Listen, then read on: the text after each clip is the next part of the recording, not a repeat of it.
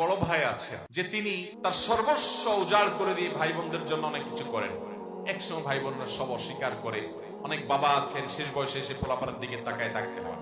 এক্ষেত্রে আমাদের একটা নিজস্ব ত্রুটি আছে, বিশেষ করে প্রবাসী ভাইদের।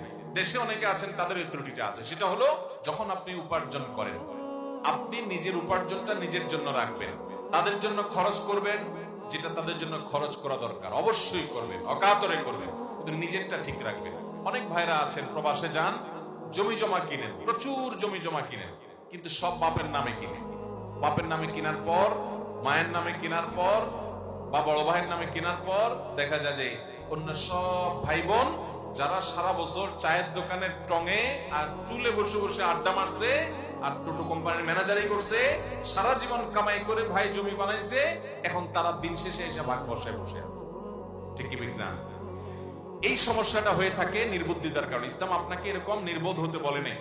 আপনার সম্পদ আপনার নামে হবে, আপনার বাবার নামে হবে না। বাবাকে যেটা দিবেন সেটা এমনি দিয়ে দিবেন, কোনো দাবি ছাড়া, যে ঠিক আছে এটা বাবাকে দিয়ে দিলাম। হ্যাঁ, এটা ঠিক। অনেক বড় ভাই আছে, বাবা তাকে জমি জমা বিক্রি করে বিদেশে পাঠান, ব্যবসা বাণিজ্য ধরায় দেন।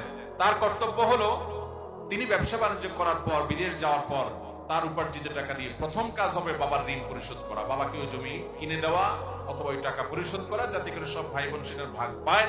এর পাশাপাশি সম্পদ দেখা, সম্পদ দেওয়া, বাবা মাকে খেয়াল করা, ভাই বোনের খোঁজ খবর রাখা, এটা তার কর্তব্যের অংশ। কিন্তু তার স্থায়ী সম্পদ, জমি জমা, ব্যাংক ব্যালেন্স সবকিছু সে বাবার হাতে উঠাই দিবে, ইসলাম এটা তাকে বাধ্য করে নাই। অনেক মুরব্বীরা আছে আশা করে যে ছেলে সারা জীবন যা কামাই করবে সব আমার কাছে রেখে দিবে, আমি যা খুশি তা করব।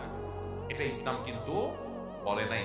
বাবার কাছে সব দিয়ে যেতে হবে না, বাবার ভরণ পোষণ দিবে, বাবার খরচ খরচার টাকা দিবে, চিকিৎসা বাসস্থানের উন্নত ব্যবস্থা করবে সাধ্য অনুযায়ী, ভাই বোনের জন্য, ছোট ভাই বোনদের জন্য করবে, তাই বলে সব দিয়ে দিবে, এটা ইসলাম বলে নাই। সব দিয়া এরপরে এক সময় আপনি আফসোস করেন, বিপদে পড়েন, ইসলাম আপনাকে সেটা করতে বলে নাই। এই আপনার সিদ্ধান্তগত ত্রুটি এবং পলিসিগত ভুলের কারণে আমরা অনেকে বুড়ো বয়সে এসে বিপদে পড়ি।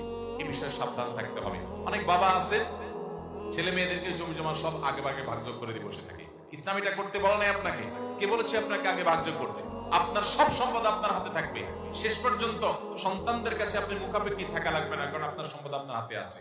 দিয়ে দিবেন সবগুলোকে ভাগ করে, এরপর আপনাকে তারা হাইকোর্ট দেখাতে পারে।